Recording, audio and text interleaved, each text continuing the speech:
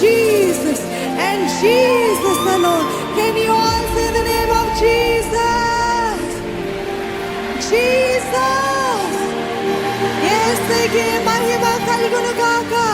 యుగ యుగముల వరకు తరతరముల వరకు రాజులకు రాజు అయిన ప్రభులకు ప్రభు అయిన యేసయ్య నామమునకే మహిమ కలుగును గాక.